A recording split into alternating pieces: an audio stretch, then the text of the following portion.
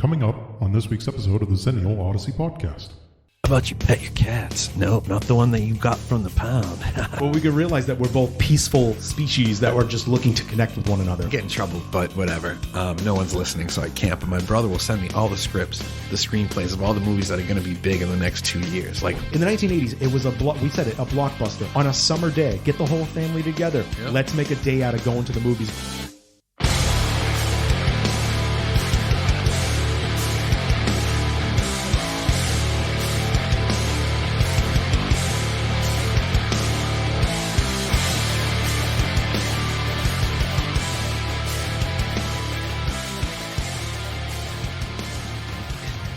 And we're back. And Horn Jazz intro. We are back. No, we are seriously back, everybody. Welcome again to the Xennial Odyssey podcast, the XOP with Bobby Rocks and Remy here. Our next episode, I think this is going to be fantastic. We are going to talk about something that is near and dear to both of us. We are going to talk about the importance of science fiction in the 1980s. Amblin. Yeah. And we're going to talk about that specifically. Bradbury. Philip K. Dick. Nicely played. Blade Runner. Yeah, because we were going to bring up Blade, Ghostbusters.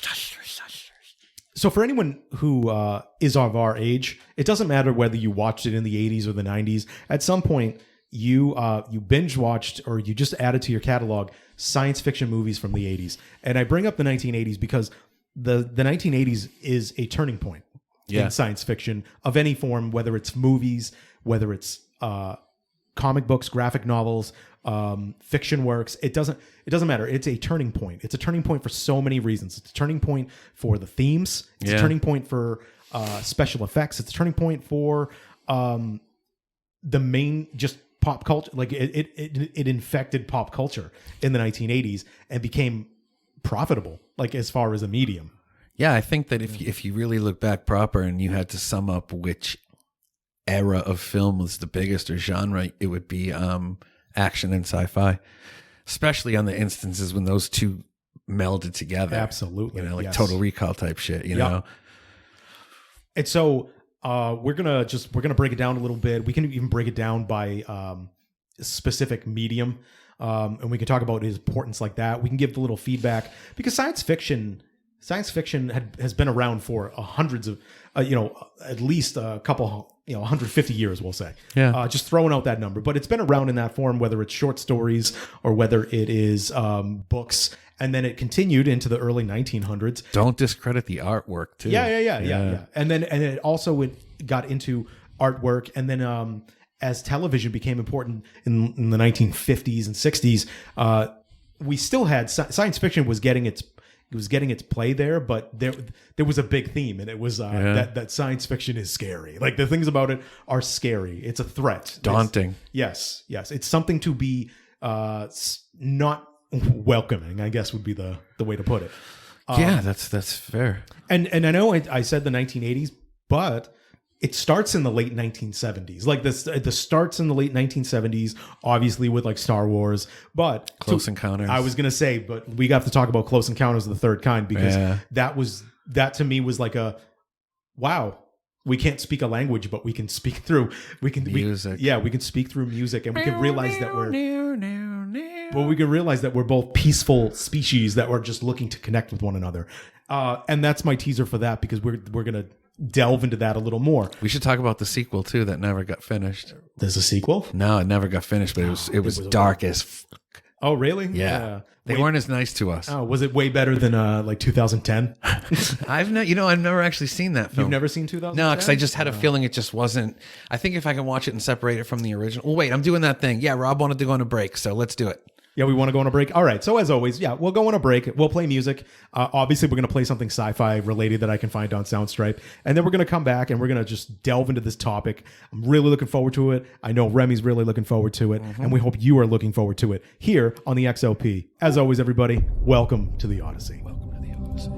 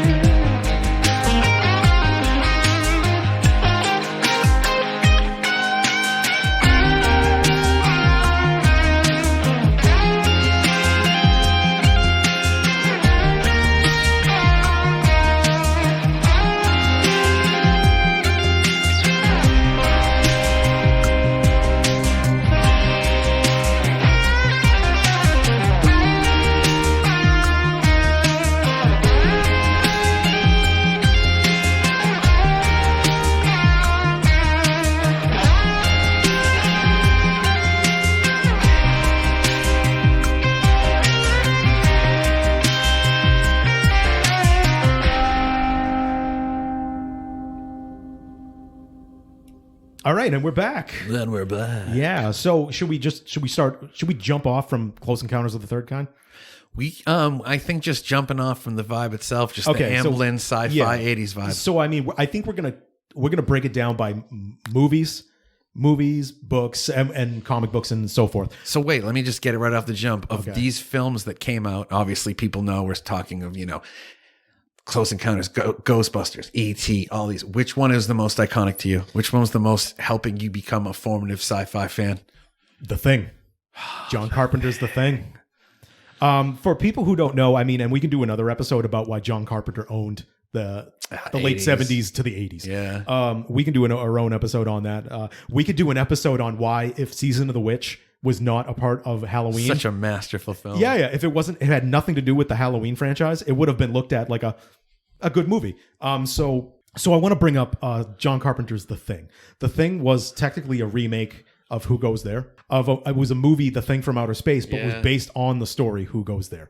For people who don't know, deep cut. Yeah. For people who don't know, The Thing is a parasitic alien life form from another planet that crash landed in Antarctica and wasn't discovered till the 20th century by a group of scientists that were on their station there. And slowly they get assimilated by this thing, and then they don't know who's what and what's who. Yeah, and what's who. And so what I love about John Carpenter, whether it's horror or thrillers, he builds an atmosphere. So number one, we have this atmosphere. Oh my God, it's choking. We're desolated. We're in desolate, hostile land in Antarctica. There's no help coming.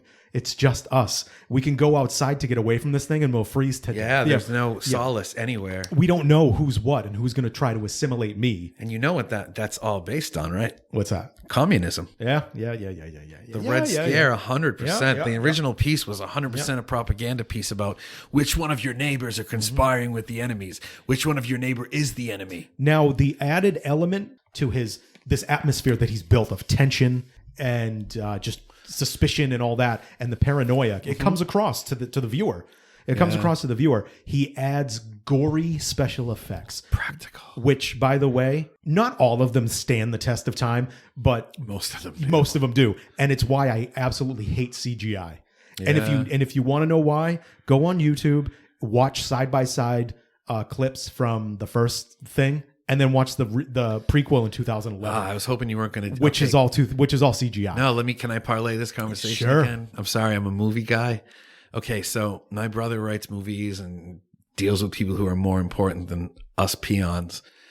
And so he knew, he actually, and I'll get in trouble, but whatever. No one's listening, so I can't. But my brother will send me all the scripts, the screenplays of all the movies that are going to be big in the next 2 years, like all the time. Like I've gotten to read them. I got to read The Northman, the new Robert Eggers movie. Ooh. It's hard to read violence in action, though. Yeah, it's very different than watching it. But it's Viking, so I'll watch it. Oh yeah, amazing. It's Willem Dafoe. I'd watch that dude read a menu.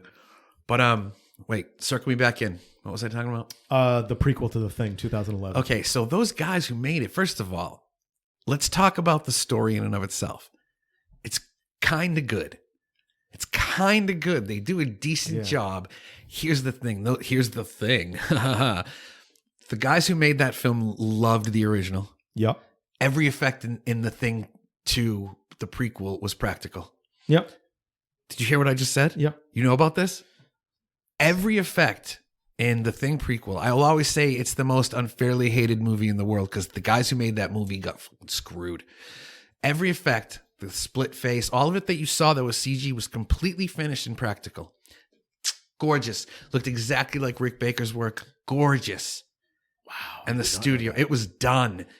Want to talk about looking up on YouTube? Look up the original effects from The Thing prequel. So... Is it because we're at a point where CGI is cheaper? It's actually cheaper than doing. Well, no, because it was all done. It had been paid for. I get that, but it's like first of all, it's quicker, it's easier. But here's the thing: so it was done. I gotta stop saying that. So it was done. Imagine being the filmmakers being like, "Oh my God, we did it!" Because if you watch it, ignoring the CG, the cast is amazing. Yep. The setting's amazing. They got real people from the Netherlands to play characters from the Netherlands. Yep. Mary Elizabeth Winstead or whatever is amazing in anything. I'm sorry. Yes, I love her. The world loved her since Scott Pilgrim. Let's be honest. Yeah. And she's parlayed that into an action career, which is dope. But they finished it and the effects were perfect. Like were they practical and looked kind of like the 80s? That was the point of it. Yes. Yep. And the studio was like, you know what? Let us get the final edit. And they were like, what does that mean? They're like, don't worry about it. They redid every effect on top of the original effects with CG. Oh, that sucks. They got their film back, and like they even talked about wanting to take their name off it, but they couldn't. So they gave it the going a little off of the reservation here. Oh, they gave it the Alan Moore approach. 100%. Yeah. For anyone who doesn't know who Alan Moore is, Alan Moore has written every single awesome comic book graphic novel you've ever heard of, and he hates every single adaptation. And the one he hates the least is The Watchmen. Yeah. and do you notice how I put that? He hates it the least. He still despises it, but like, yes, League of Extraordinary Gentlemen made him want to kill himself. Oh, but did it want to make him do that as much as V for Vendetta? But I know, but V was still good though. If you didn't read the book, it was still good. I know, but that's my problem. I read all this stuff, so then So like again, so let's go back. We went way off. All right, so let's talk about big things that happened in the 1980s related to sci-fi movies. Okay. First off, they became blockbusters. Oh my god! So the industry saw that you could cash in on those summer blockbusters. Thank you. Sci-fi. Thank you. Summer blockbusters emerged in the mid-late 70s, and it continued. And then at some point, E.T. Let's call it for what E.T. and Star Wars. E.T. and Star Wars really catapulted cemented the whole scene, and they let it know. And by the way, as a side, George Lucas and Steven Spielberg do deserve their due. They do deserve their due for science fiction, their part in it. But now we're going to talk about the most important aspect of sci-fi to come out of the 80s, which influenced everything after it.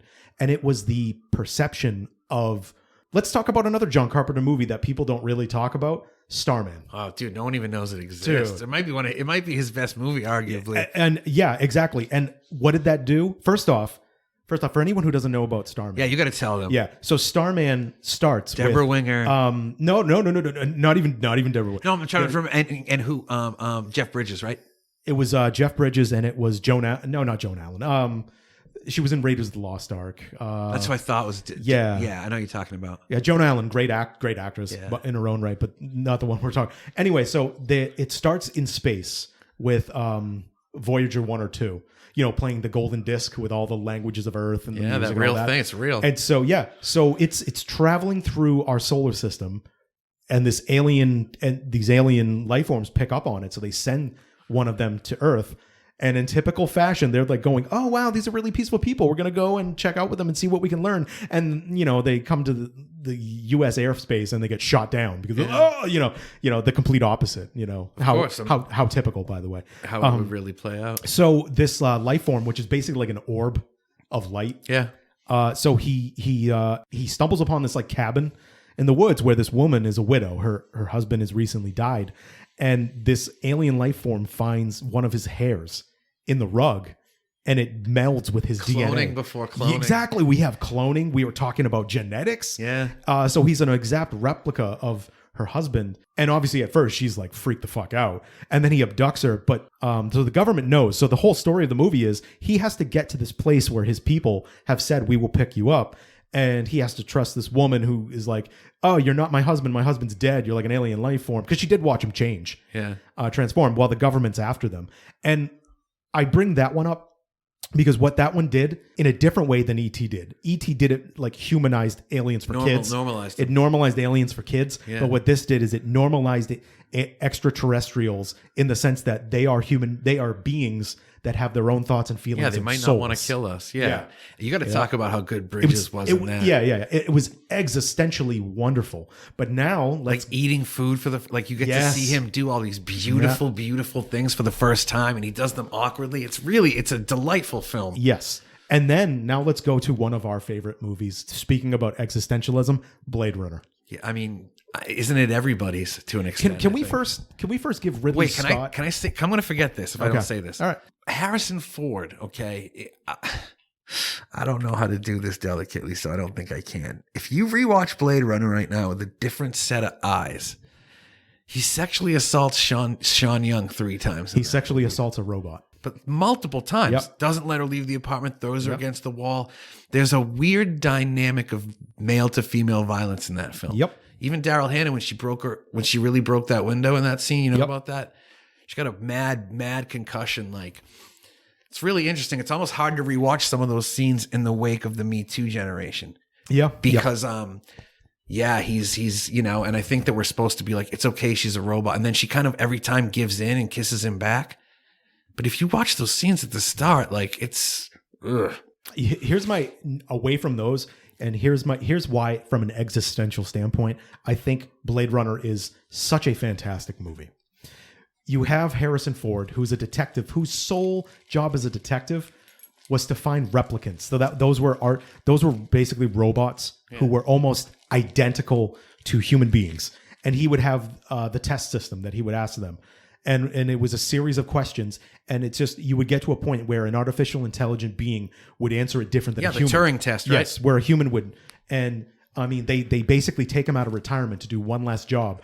Because why? Because these beings had escaped from the plantation they were on in space because they were slaves. Yeah. Because we enslaved the robots to go do the work and look like humans out in the world. And what did they do? They came back to Earth because they wanted to figure out how to extend their lives, because their lives were 4 years. Yeah. Yeah. So their lives were 4 years. So they were trying to get back to Earth, to get back to the company that created them, to find out how they could extend their lives. Yeah. But they were made to look like the villains. Of course. I mean, that's the framing of the world right now too. And then I know you want to talk.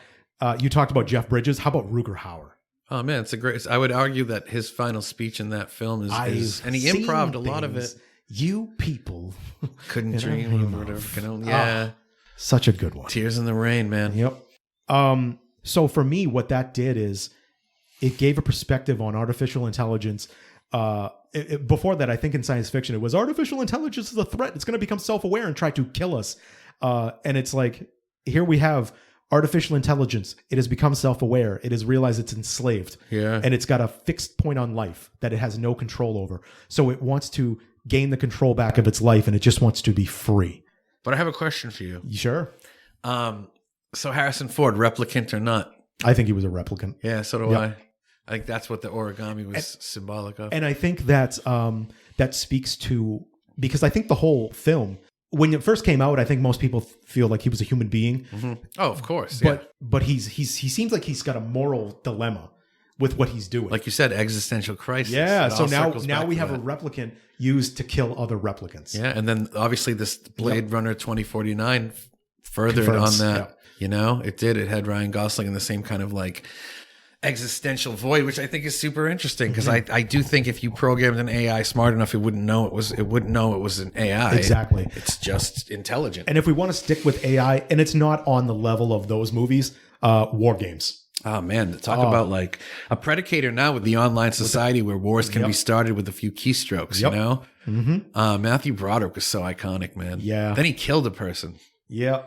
Drunk driving, and then he killed a person, which ended up killing his career. Yeah, I mean, justifiably. Almost as much as marrying Sarah Jessica Parker. Right, poor guy. Yeah, exactly. Fucking BoJack Horseman. Hey, Sarah, why the long face? It's my face. But then as the decade went on, we had movies like The Fly. So we started the decade with like Starman, where we were talking about cloning and genetics. Then the horrors of science. Yes, and then we got that. Total Recall too. All those. Total Recall. Running Man. And then Back to the Future. We haven't even we could. I mean, it is science fiction for the state of like that. But I loved how that really kind of made fun of like where we were as a country. For people who don't know, one thing that Ronald Reagan, our president during the 80s, did is he was about getting back to 1950s values. Yeah, the values, family values. Fucking bullshit. But hey, people ate it up. Ronald Reagan's the same guy that said marijuana is the biggest threat to our youth culture. And how about this one? People don't talk about this one. David Lynch, Dune. Oh yeah, I mean, it's a great film if you don't know the source material.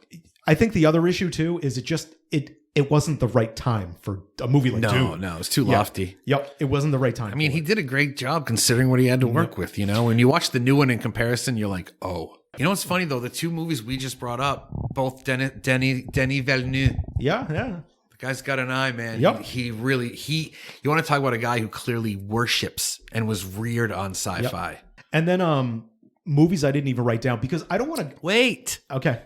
I know it's not fully. We're not doing it, but we can't skip over Alien. No. I wasn't. I was going to go there next because I was going to start it by saying that one doesn't have CGI. So I'll go to that in a second. But can we talk about Ridley Scott and James Cameron, great directors in their own rights. Can we talk about Ridley Scott's direction for Alien and James Cameron's for Aliens? Maybe the best sequel ever. Yeah. I would say, for me personally, it's right up there with Terminator 2. Yeah, I think those, and they're both James Cameron movies. Surprise, surprise. Guy. How funny is it that he's too scared to make Avatar 2? He should be. But I mean, dude, you can't sit on your franchise for a decade. I'll be the first one to eat, white egg off my face if that movie is even remotely impressive. But I even watch Avatar now and laugh at how bad it is. Yeah. The acting, the acting's okay, but even some of it, like the lead wasn't good. But the CG's not impressive now. Nope. They look like cartoon characters. It's a stolen story of Dances with Wolves and Pocahontas. Yep. We've heard it a million times.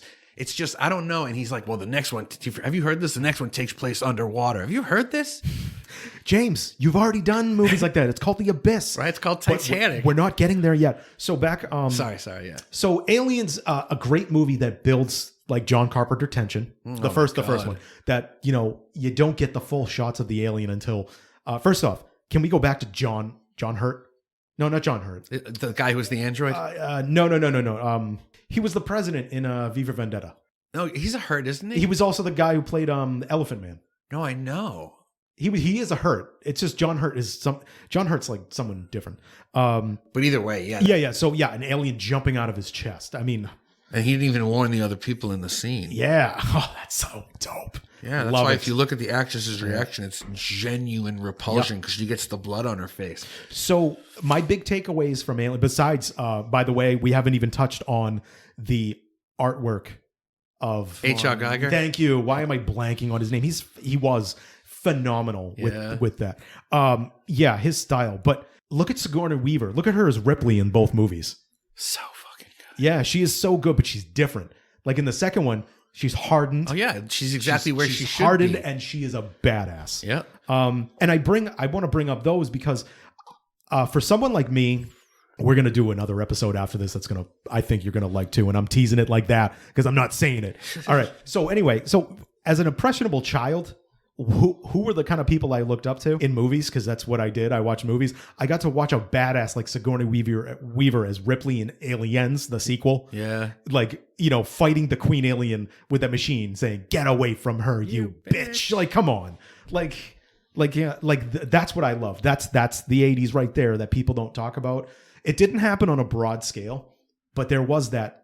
I mean, if people want to call it feminism, I think you can make the argument Aliens is a feminist movie. Well, horror did it too. Yeah. People were always like, "Oh, well, women die in horror." Yeah, but there's always one or two who live. They're always the predominant survivor. It's the final girl thing. But I think you got to understand all the people we're mentioning: James Cameron, Steven Spielberg, George Lucas, all of them were raised on David Lynch were raised on serial sci-fi stories from the 50s and comic books. Yep. So it's like the seeds were planted in them young. Because if you got to understand, frame for frame, Indiana Jones and Star Wars, you could rip off exact frames from serials that he just essentially remade, but he knew. He's like, this worked for me, so it's going to work for a new generation. My fear, bringing this back, because I love talking about film, is that Cameron lost it because he was one of the greats. Yeah. Because he was really the first director to introduce us to CGI, if you think about it. Oh, in The Abyss. The Abyss doesn't age, though. No, it doesn't. And I bring that up, people, because I do detest where CGI went. But when it started, it was pure of heart. It was you watch The Abyss, 1989. It's 33 years old. The water face. It stands the test of time. Yeah. Terminator 2, Judgment Day, the C-1000. So cool. Stands up. Yeah. These things stand up. Him forgetting that the gun was metal. Yes. Just little details that Cameron gets. Impressive. But also don't forget the people who work with James Cameron want to kill themselves. I can see why. He's a monster. Yeah. He is that's where he's like Stanley Kubrick. 100%. Yep. The best James Cameron story is the PCP story. When they wrapped Titanic and he ruined some lot. People had water lung and flu and shit. Like he's tough to work for. And when you're working in water, it's known to be really tough. So at the wrap party for Titanic, somebody, probably more than one person, spiked everything with PCP. Bob just spit laughed. I wish you guys could have seen that. Literally, like this is fact proven. My theory is that it's Kate Winslet because she's insane. Not in a bad way, but in a fuck this guy way. But Yeah, and a bunch of people at the party were like bugging and flipping out, and they had to bring in EMTs, and everybody got shot full of Valium because it was like a angel dust nightmare. But that's how hard he is to work with. People drug the food. So why did I bring up the sci-fi of the 80s? And we haven't even touched on Stephen King. We haven't even touched upon the books. I think he almost has to be his own episode again. And the comic books. And let's go back to Blade Runner for a second. Yeah. Who did retrofitting before he did? And he also set the tone for how it still looks. Yep. And on top of that, he introduced the U.S. market to cyberpunk. Oh my God. Yep. And now it's like the most viable. And that opened it up for series like Akira and Gundam, because that was where it started for a lot of us. And then we all got that joy. So this is my long-winded way of saying, why did I bring it up in this role for people of our age? And why is it important? Because it laid the work for everything you enjoyed in the 90s and today. Yeah. And think about even our understanding of space travel and a lot of different elements of physics and stuff. A lot of the people who pursued that stuff are people who grew up on those films. Yep. Exactly. You know, Elon Musk was just a nerd who wanted to go to space. Now he's a nerd who's gone to space. Yes. So let's go. Now let's talk about, what am I talking about exactly? Oh, well, do you love Marvel? Marvel tried and failed. Yeah. They tried and failed, like a DC did kind of, but not really. You love Batman. You love all that stuff. That stuff doesn't get the push that it did when Tim Burton took over in the 90s, without the foundation that was laid by science fiction and everything. Well, we don't have a Watchmen adaptation without the foundation that's laid by Marvel and everything that became huge. Like, everything's built on top of something else. And it to me, because people don't realize that before the mid 70s, there was no such thing as a blockbuster. Yeah. There were movies that could turn money. Yeah, but it wasn't a system. They didn't turn money like it does now. And I say now, but they didn't turn money like they did in the 1980s. In the 1980s, it was a blockbuster on a summer day. Get the whole family together. Yep. Let's make a day out of going to the movies. By the way, that's dying too. Yeah, I know. Yeah, and I think to me it's logical because of home entertainment. To go out? Home entertainment and streaming. And listen, man, I was at Batman, all right? And it was packed, and there were like a couple weird people who were like walking up and down the aisles, and I thought we might get shot, man. Yeah. I'm sorry, but that happened in another I know it's really very like first world to worry about yourself like that, but I'm sorry, when you're sitting home smoking a blunt, drinking wine, and watching a movie with your SO, there's no threat of any problem there. You can have pajamas on, you can eat what you want. Like, when I went to Batman, I spent $40 on popcorn and drinks, and I was like, yo, what the you know? Yeah, it's like, the hell with this. Yeah, I know, it's frustrating. And so it's definitely a dying model, but it's a model set in place literally by Steven Spielberg. Yeah. Close Encounters, E.T., and Jaws specifically. Yep. It became monumental to bring the family. I saw Jaws and Poltergeist at a drive-in theater at the same fucking time when I was a kid with my family. That's awesome. Oh my God, it was trauma. I was like, look that way, I'm traumatized. Look that way, I'm traumatized. I'll never forget it, but it was so formative in the shit I do. A lot of my art is dark. A lot of the stuff I focus on is sci-fi and dystopian. But I think we were weaned on it. It was like this beautiful tit that everybody in the 80s got to feed off of. Yes. Oh, this episode goes without saying. I mean, it started to change pop culture. Yeah. It invaded it, much like The Thing. It invaded it, it changed aspects of it. It changed its relevance, and ultimately, it influences so many different things that people out there wouldn't even think of. Something interesting that we haven't touched on. We need to talk about the fact that how much that bled into the growth of video game culture. Asteroids, Space Invaders, Tempest, all the arcade games that you played. If you went to an arcade as a kid, outside of like Dragon's Lair, was a space-based game where we were getting invaded or we were invading.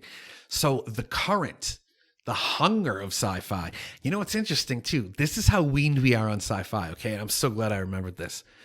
We're so weaned and normalized by sci-fi that when the government came out a year and a half ago and said, oh yeah, no, we were lying this whole time. UFOs are 100% real. There have been tons of them that have flown next to Navy ships. There have tons of them that have flown next to crafts. They came out with this, right, during COVID, and this is how it landed. Maybe the biggest revelation. There are people who lived and died for that cause that wanted to know. and it just quietly happened. And we're so normalized by sci-fi. We were like, oh, cool. Yeah, we thought so. No one was like, Yep. holy shit. If you watch those declassified like reels that they released of like Navy flights and Air Force flights, Yeah. it's fucking insane. Mm-hmm. Like their whole thing, it's so messed up that like at one point they kept seeing craft in Florida, and then we lost power to our nuclear armament weapons for 3 days. And the government, a lot of people don't know this. This is 100% declassified. And people were freaking the fuck out because they didn't know, because this was during the Cold War. Yep. This was during the missile crisis. So for us to have our bombs suddenly shut off was absolutely terrifying. And they kept seeing crafts. They're like, we think. So the conclusion they came to in the report is that an intelligent being came in and shut them off as like a don't do it. Oh, like they like a surge. Like Yeah. they did like a solar flare. Like an EMP or Yeah, something. yeah. Exactly. But Yeah. and a lot of people who, the takeaway from that was it wasn't an act of aggression by whoever visited. It was a, yo, you guys, we've seen you wipe yourselves out. Like, just don't do it again. But it's like, for the world not to react with a holy shit to that information shows you how normalized we are to sci-fi. Yeah. No, that's a great point.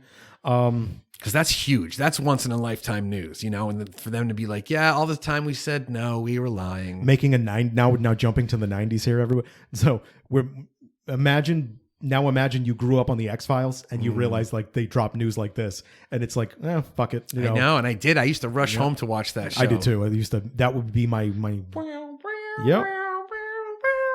Yeah, it's fantastic TV, perfect casting. Mm-hmm. But that's another one. There's a perfect example. X-Files would not have been fire in the 90s if Amblin didn't do it in the 80s. Yep. It was a direct, and even Stranger Things. What is Stranger Things? It's an Amblin movie. Yep. Yeah. I think that's great that you brought that up, because I on our next episode, that's where we're going to go, by the way. We're going to go into the television shows of our childhood and our early adolescence and how that has influenced our outlook on life. Because 100%. Because I think it's important for a couple different reasons, and I might have touched on it in shorts and other podcasts, but now we're going to give it focus. So I think that's a good point to jump off. Yeah. And Can I do our out call tonight? You can absolutely go for it. Oh, you lovely ladies and gents. Looks like another day with the Xennial podcast is wrapping up.